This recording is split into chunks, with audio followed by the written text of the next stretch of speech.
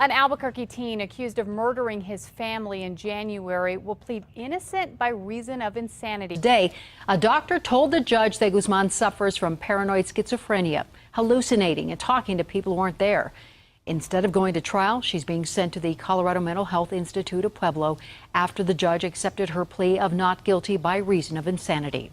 His attorneys then asked the judge for a new plea of not guilty by reason of insanity. The judge accepted. We found at the time of the crime, he met the criteria for insanity defense.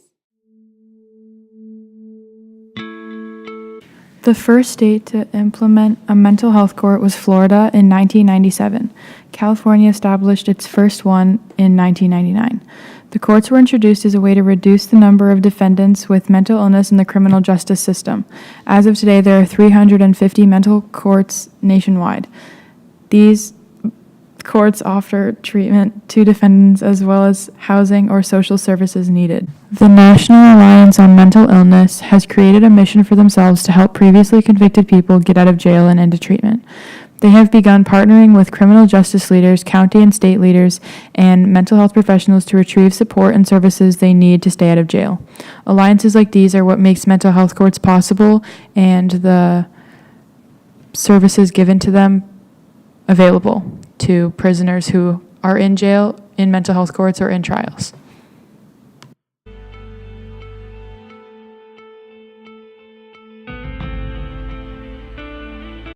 Where mentally ill individuals who've gotten in legal trouble can win a reprieve. These were conditions imposed back in November. As far as we know, has there been compliance? The premise behind the court is simple.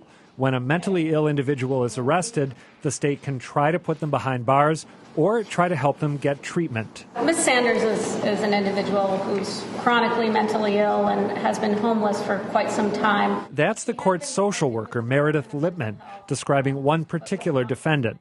The mental health court sees persons accused of a variety of crimes, from larceny to lewdness to assault and battery, and deals with a wide range of diagnoses. We had been trying to find her a placement in a sober living facility that could also manage her chronic schizophrenia.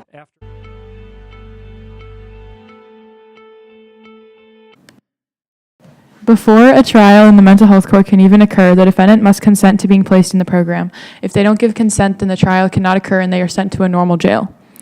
The main objective for this program is to prevent the jail time and suggest community service or reduced incarceration time for defendants with mental illnesses. The defendants are carefully screened before being admitted to the court and sometimes beginning directly after the arrest if they already know that there's a previous mental illness present. The judge oversees treatment and supervises collaboration among mental health court team members such as representatives and mental health providers in the court.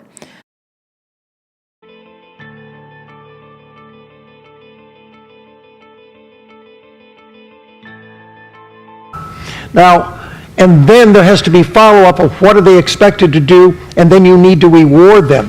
What we have learned in drug courts throughout the country is that you need to give 6 to 7 rewards for every one sanction. Now, if you think about that, the real lesson is you're going to get more out of people. They're going to do better in their lives if you encourage them than if you just hold threats over their heads that you never follow through on, or you do.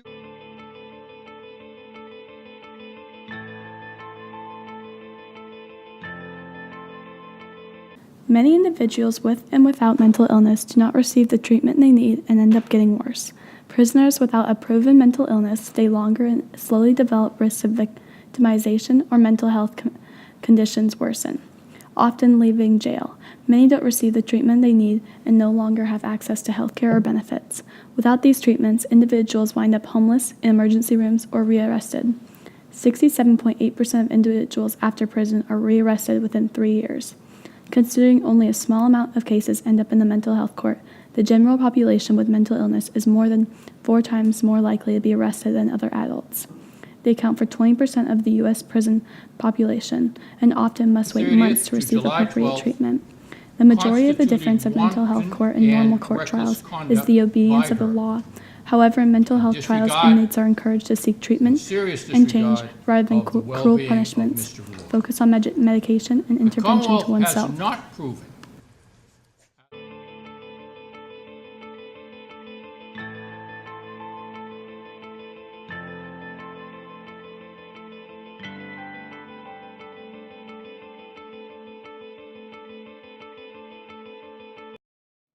In order to be tried in a mental health court, all prisoners should be screened upon admission by trained personnel for mental health and substance abuse problems. When screening detects possible mental health or substance use conditions, prisoners should be referred to further evaluation, assessment, and treatment by mental health professionals. Treatment should be provided in an atmosphere of empathy and respect for dignity of the person. A reasonable array of mental health interventions should be available, including the full range of available medications. The type of intervention should be tailored to meet the prisoner's needs with family consultation unless the prisoner rejects it, and should be delivered by the qualified mental health staff who are trained to deal with these crises as they arrive. Under no circumstances should prisoners be subjects of research without proper ethical review and informed consent. When medications are used, they should be consistent with the treatment plan monitored by a qualified mental health professional. Mental health services should be available to prisoners 24 hours per day, 7 hours per week. Facilities need to identify and treat co-occurring disorders, and particularly substance abuse, and provide support in the facility and the transition to the community. Prisoners who are receiving treatment before they enter should be assisted in continuing treatment. Prisoners who suffer from acute mental disorders or who are actively suicidal should be placed in or transferred to appropriate medical or mental health units or facilities and returned to general population with medical clearance. Facilities should have suicide prevention plan and include appropriate admission screening, staff training, and certification assessments by qualified mental health professionals, adequate monitoring, referral to appropriate mental health providers or facilities, and procedures for notification of the prisoner's family.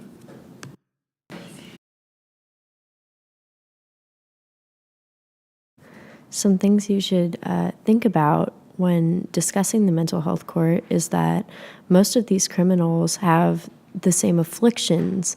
There are often times when they have the same mental illnesses and the same effects occur.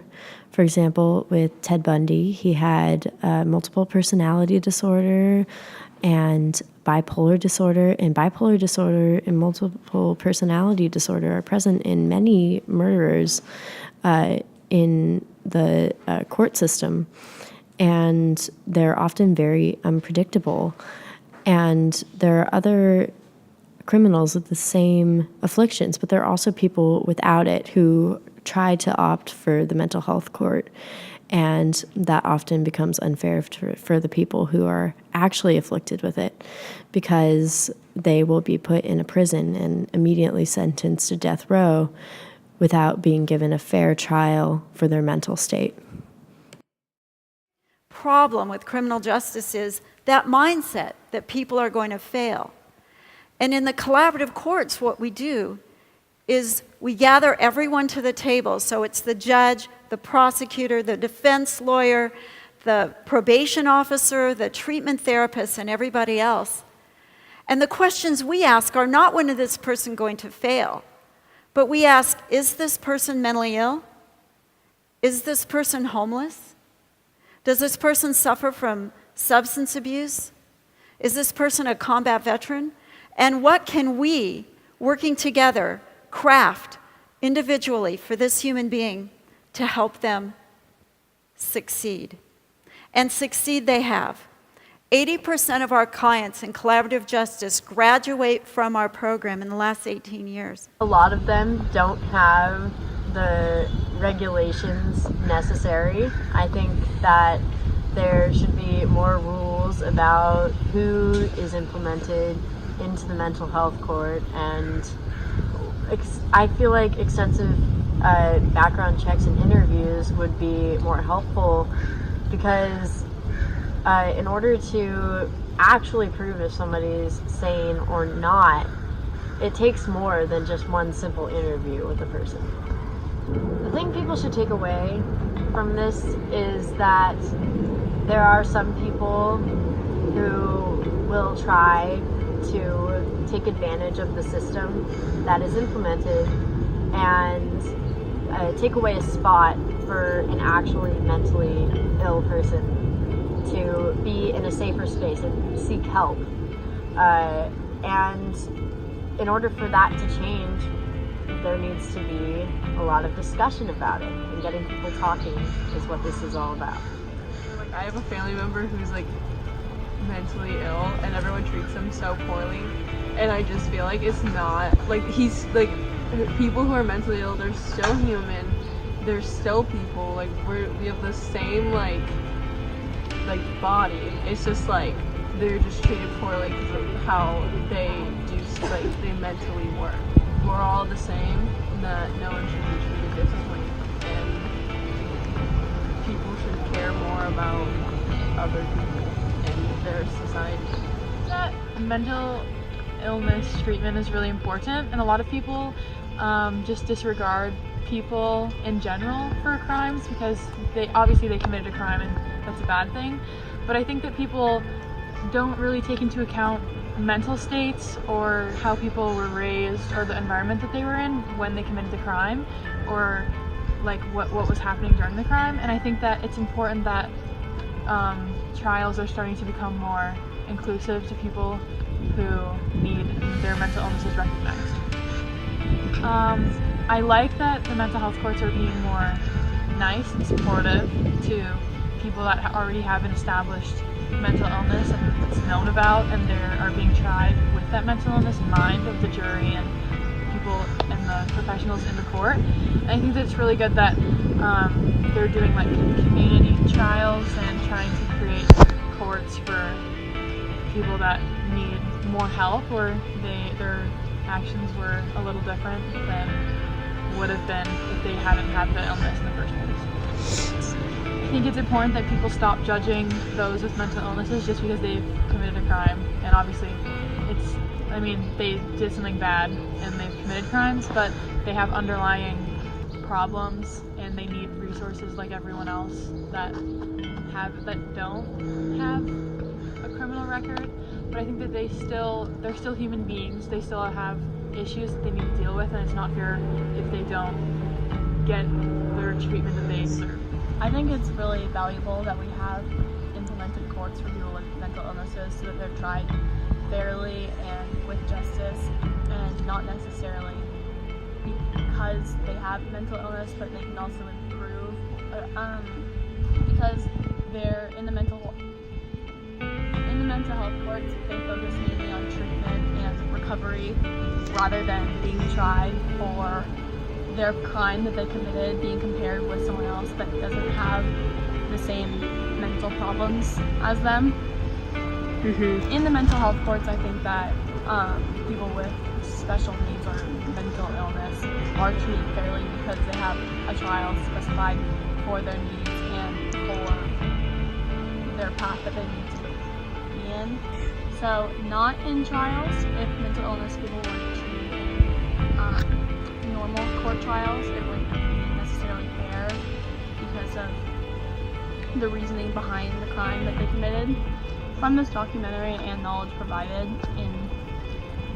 about mental health courts, I think that they should take away the value and the importance of them and how they affect others' lives and how it can improve society. I think the thing that should change about mental health courts currently is that they should be implemented in other places, in other countries or more states, and just that they should continue to improve on the quality of them and the different treatments and resources that are provided.